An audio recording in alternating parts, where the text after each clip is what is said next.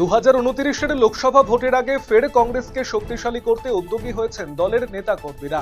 বিভিন্ন স্থানে দলবদল কর্মসূচির আয়োজন করা হচ্ছে। বৃহস্পতিবার সন্ধ্যায় কালিয়াগঞ্জ ব্লকের মুস্তাফানগর গ্রাম পঞ্চায়েতের মাধবপুর বুথে তৃণমূল ছেড়ে কংগ্রেসে যোগদান করলেন প্রায় 70টি পরিবার। সরকারি সাহায্য কিংবা আধুনিক পরিকাঠামো ছাড়াই গ্রামের একের পর এক ছেলে মেয়েকে প্রশিক্ষণ দিয়ে সামনের সারিতে তুলে এনেছেন মালদা জেলার গাজল ব্লকের তীরন্দাজ প্রশিক্ষক শ্রীমন্ত চৌধুরী। জুয়েল সরকার, রুমা বিশ্বাস, মন্দিরা রাজবংশী, রূপু মণ্ডল, অপূর্ব রায় কিংবা গণেশ টুডুর মতো বহু কৃতি তীরন্দাজ আজ সাফল্য পেয়েছে তার হাত ধরেই। এদের মধ্যে জুয়েল সরকার ভারতীয় দলেও স্থান করে নিয়েছে।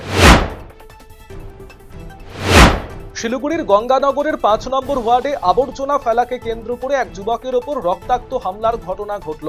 খবর পেয়ে ঘটনাস্থলে পৌঁছন স্থানীয় কাউন্সিলর অনিতা মাহাতো এবং খালপাড়া থানার পুলিশ। স্থানীয় বাসিন্দারা দোষীদের কড়া শাস্তি এবং আবর্জনা সমস্যার দ্রুত স্থায়ী সমাধানের দাবি জানিয়েছেন। পুলিশ ইতিমধ্যেই ঘটনার তদন্ত শুরু করেছে।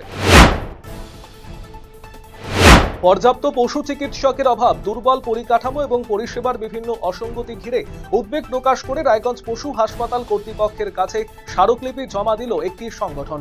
শুক্রবার সংগঠনের সদস্যরা একত্রিত হয়ে রায়গঞ্জ পশু হাসপাতালে পৌঁছে হাসপাতালের দায়িত্বপ্রাপ্ত আধিকারিক ডাক্তার রাকেশ মণ্ডলের হাতে স্মারকলিপি তুলে দেন। সাংসদের কড়া নির্দেশের পরই জমি মাফিয়াদের বিরুদ্ধে অবশেষে নড়েচড়ে বসল পুলিশ প্রশাসন। বৃহস্পতিবার শিলিগুড়ির মাটিগাড়া এবং দেবীডাঙ্গা এলাকা থেকে 3 কুখ্যাত জমি মাফিয়াকে গ্রেপ্তার করলেন পুলিশ আধিকারিকেরা। ধৃতদের নাম রিঙ্কু সিং, রাজেশ ওরাও এবং পঙ্কজ তামাং।